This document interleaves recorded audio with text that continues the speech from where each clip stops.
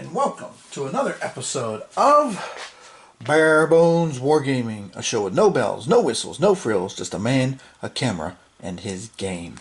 This episode, which is going to be the first of a couple of episodes covering this game, because this is a very involved game here, we're going to be looking at and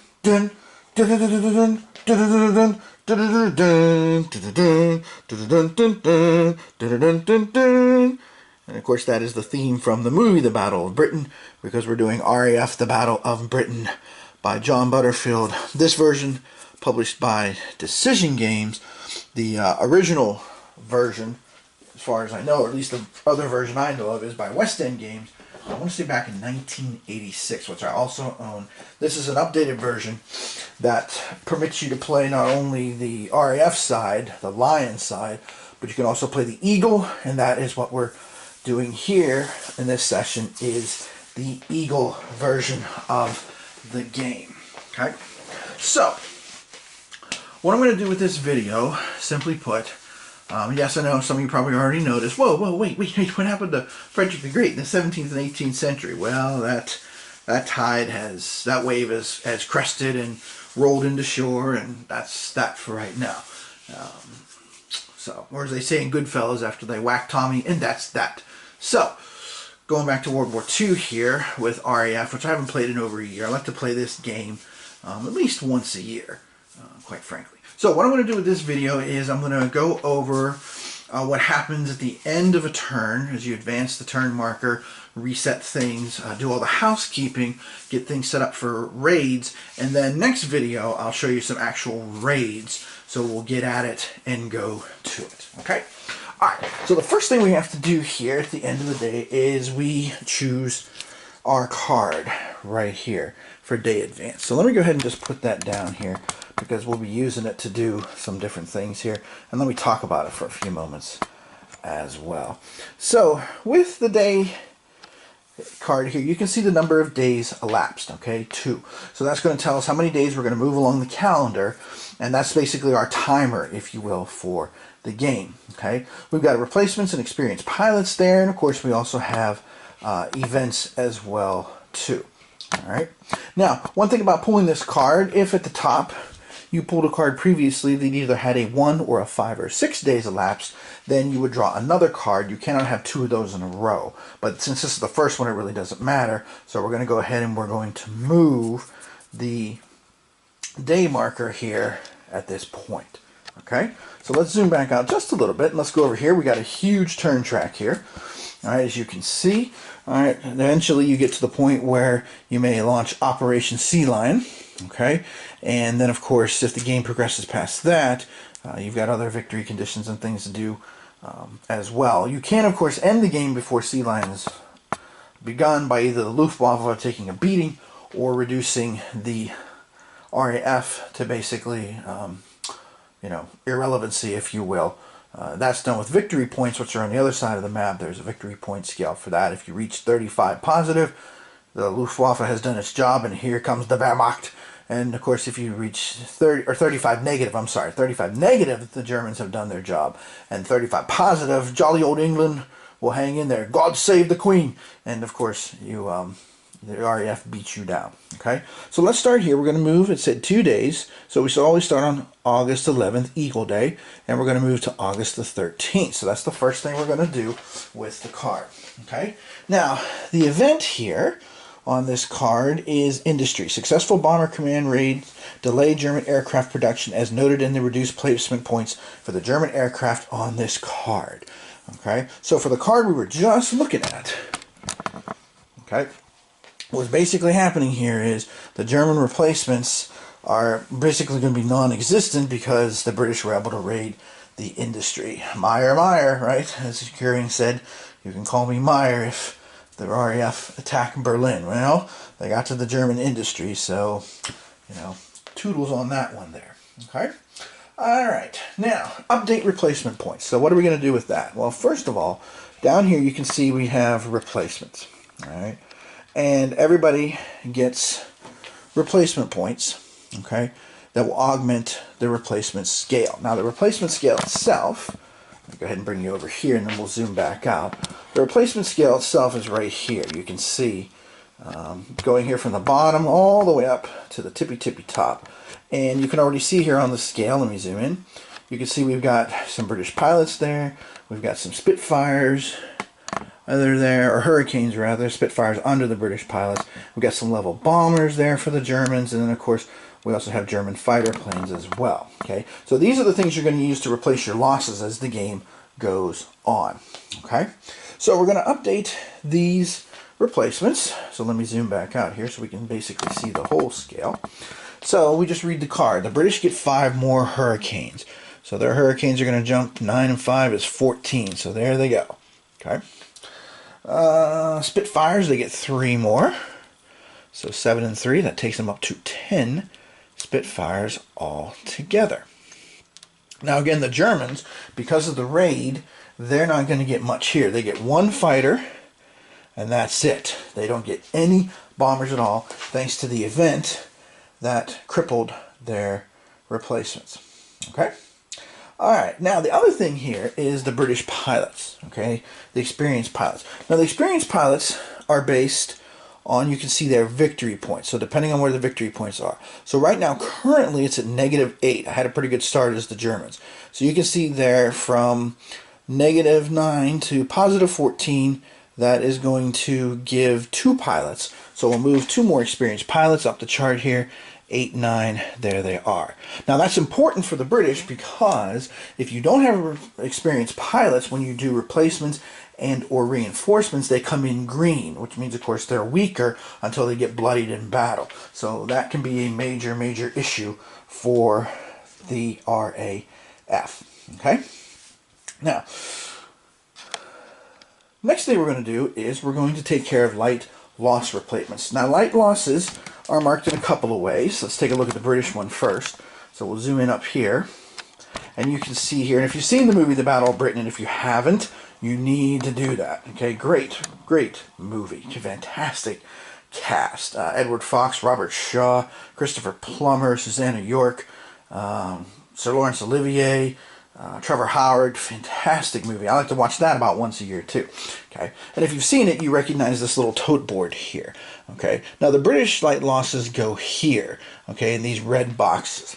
All right, and then we'll have German ones that are on the other side of the board. So basically, what you just do is you start taking these guys off the board and putting them back on their squadron sectors, and then you subtract it off the chart. So here on 311, we've got this Hurricane. So we'll send him back, and we'll reduce the Hurricane total by 1. Okay.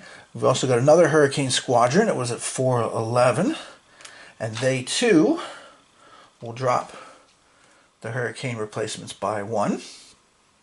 And of course, to bring these in, and also we drop the experienced pilots by 1 too each time as well. So here's another Hurricane squadron. That's a 511. So again, drop the Hurricanes by 1. Drop the experienced pilots by 1. We've got a Spitfire here on 611, and 2 Spitfires actually in sector 611, so that'll drop the Spitfire total by 2 down to 8, and we lose 2 more experienced pilots down to 4, so to speak, lose. And then the Hurricane is 711, where it's open all hours, of course.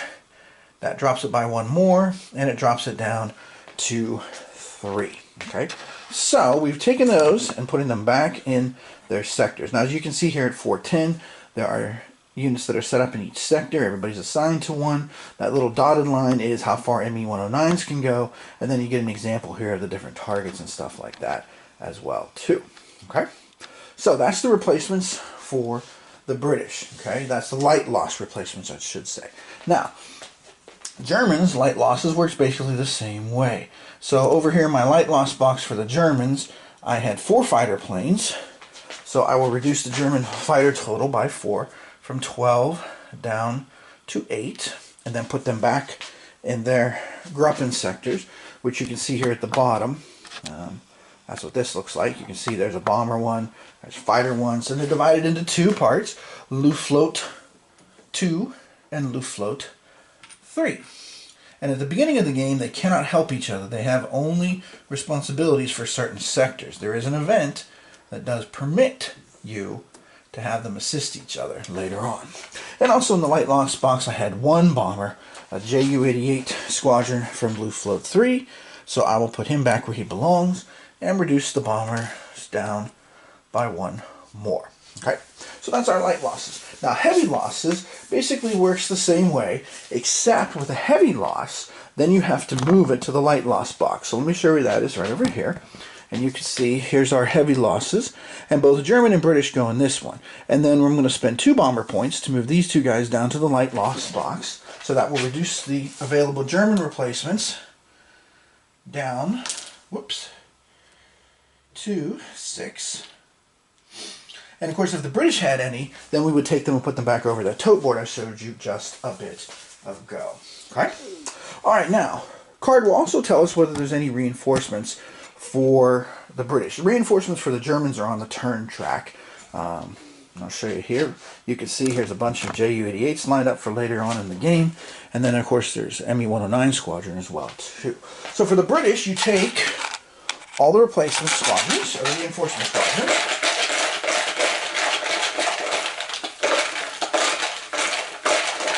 and you draw 2. Okay? And basically, it's the first one that comes out that you're going to use. Okay? Let me just double check that, because this is the first time I played this in a year. Alright, so, let's see. Draw 2 at random. Okay? If neither are from Group 11, select the first one drawn. Well, they both are from Group 11. Okay? If only one is, or both from Group, select the first one. So the first one I drew was from 611. So we will put him in Squadron 611, which now gives 4 Spitfire squadrons, which makes 611 a rather dangerous place to be living if you're part of the German Air Force. Okay? So, we got that there. All right. Now, card shuffle, that's the last step you do here. Okay, and basically the card shuffle is really about the target deck, and basically this is a little different from other games. You have to kind of eyeball the deck, because if it seems like the deck has half the cards used up already, half the cards are in the discard pile, that's when you reshuffle. So like if you look here, where my discard pile is, I don't know if I'll be able to show you real well here, but if you look here, you can kind of see that the discard, because it's early in the game, is not taller than the draw pile, therefore I will not have to do that. Okay, and you also have event cards, that's what that purple deck is, and then the day cards are orange as well. I like to sleeve cards for almost all games because I am, as I think I mentioned to you all before, I'm a rather, shall we say, assertive shuffler. Okay, so I don't have to worry about that, but one thing I do have to do at the beginning of the game is pay attention to what raid day this is. Now, that was the first raid day that was done. Okay, so I'm going to put a die way up here at the top of the board to remind myself, because after the 4th day of raids, you're going to add some cards into the deck. Okay? Alright, so let's continue on here with our administrative part of this, and we'll go back to the daily planning phase. Okay? So for daily planning phase, night raid. Now, night raids are optional in this game. I've never used that rule because it just doesn't interest me. Okay? So, alright. So I draw next the German strategy cards. Alright, so the German strategy cards are based on how many victory points there are in the game right now. Okay, so right now, with the Germans having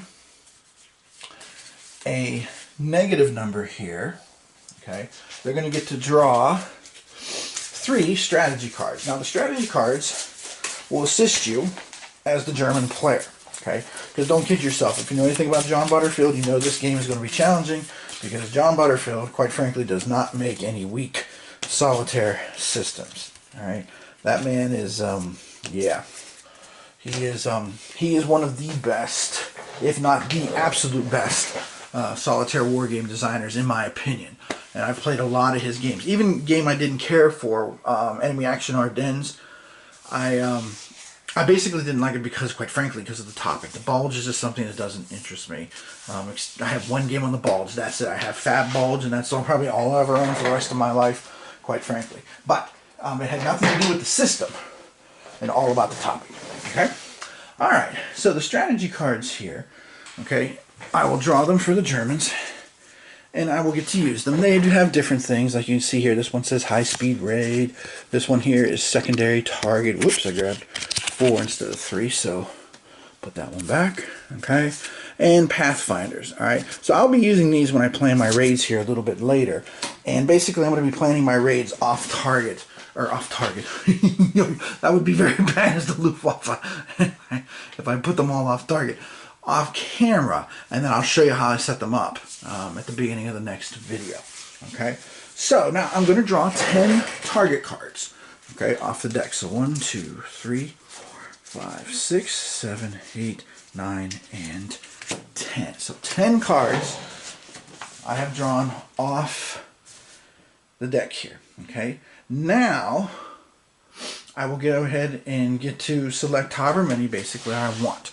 Okay. The only difference is if there's morning haze as an event, you only get to draw 8 cards instead of 10. Okay. Now these cards, basically, let me just lay one down here and we'll zoom in and I'll explain how all this works. So with the cards, of course, you can see there's a lot of information here. So let's start with just the stuff that we need for the raid itself. Okay. I'm going to back this up a little bit. Okay. So the big stuff we need to focus on now is the type of target it is. Okay, in the game, targets are industry, cities, airfields, ports, and radars. 5 different categories of targets. And their strategic value, which here, this is a 1. Okay, now, how does that affect us and impact us in our planning? Well, let me show you up here. Here is the target selections. Okay, and as you can see here, actually, let me come back a little bit more. Each one has a strategic value. That's right on the edge of my plexiglass there, 1, 2, and 3. And then we have each one, and that tells us whether you get to have any kind of raid or not. So some of them will be no raids.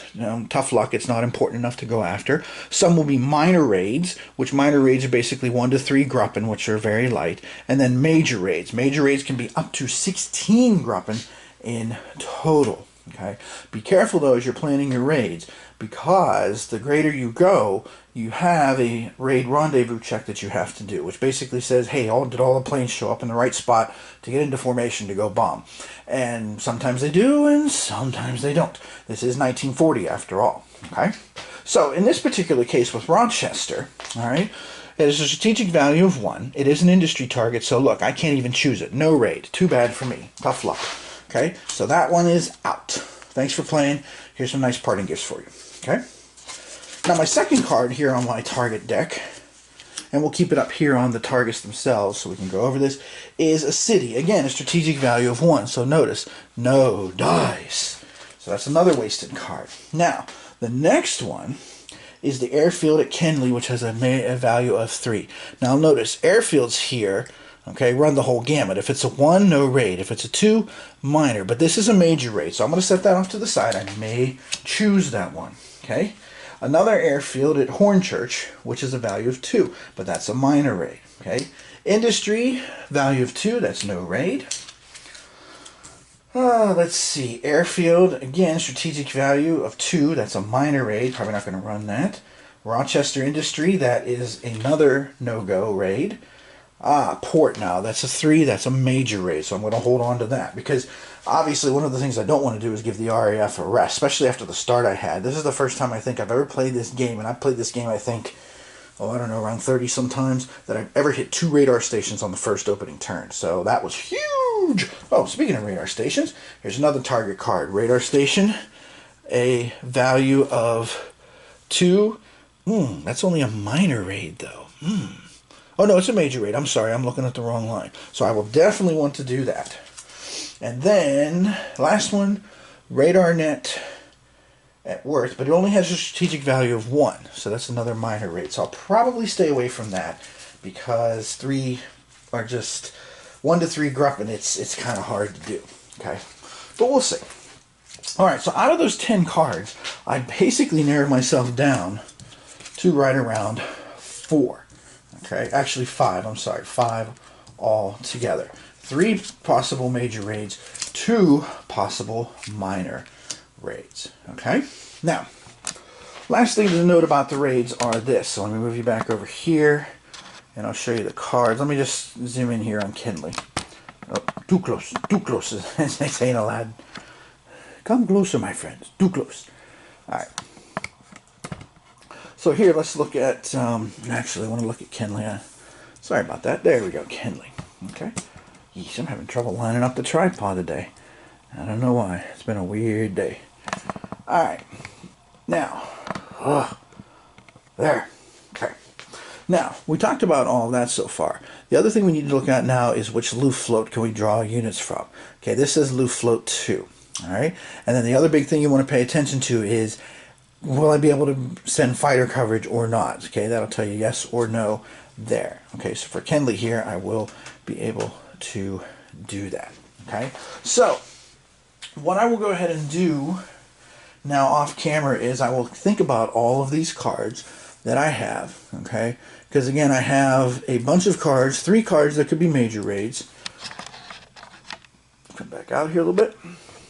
And then I've got 2 cards that could be minor raids. Okay, my experience, minor raids, it depends. Okay, but of course I'm going to take my German strategy cards that I got and we talked about before, and I'm going to go ahead and try to match them up with some of these to try and make them more effective. So I may end up running a minor raid here, and again, maybe just to show you guys, because again, part of this is for teaching purposes as well. So the next thing I'll be doing on this turn is I'll be doing bomber assignments. Bombers can only be assigned to a raid once a day, and then fighter assignments. Now fighters do have a turnaround period, okay, of so many hours on the clock, and they can come back and be used more than once a day. We'll talk about that a little bit more when we do the next video. Okay, and then we'll do some repair. I'll do repair off screen here, and with the repair, as I said before, this is one of the best starts I've had. As you noticed here, I caused light damage here at the radar station at Poling and heavy damage at Beachy Head. So hopefully the heavy damage will stay there. And then of course I'll also figure out the weather forecast. Each Luft float has weather, and of course on the first turn it's clear because historically that's what it was right off the bat. Of course you can always roll the dice on the first turn if you want to, but I always keep it clear because, you know, the first day it was crystal clear by all accounts. Okay, so that's kind of like the housekeeping administrative part of this game. Just to give you an idea, get our feet wet here and see what we're doing. And like I said, the next one we'll do the beefier side of things, which is the actual raids, which I will have them. And as you can see here at the top, there is a scale and there's some markers there, okay, for time slots. I'll zoom in here. You can see 16, or what is that, 1400? Yeah, 12 o'clock. No, 1400, 1600, 12 o'clock. Okay, that's the different times of the day that as the Germans you can launch your raids. Okay, so I will get all the stuff set up for raids, and then we'll come back next episode and I will actually do a raid or two to show you how it works. So this is Tim Korchnoi from Bare Bones Wargaming saying thanks for watching, and we'll see you next time as we execute a raid and either try to crush the British swine or, of course, gallantly defend the Empire and jolly old England, God save the Queen, from the Germans as well. For another however many years the British Empire might stand. Of course, in 1940, nobody knew it wasn't going to be much longer, but hey, that's how it goes. So, thanks for watching. See you again next time.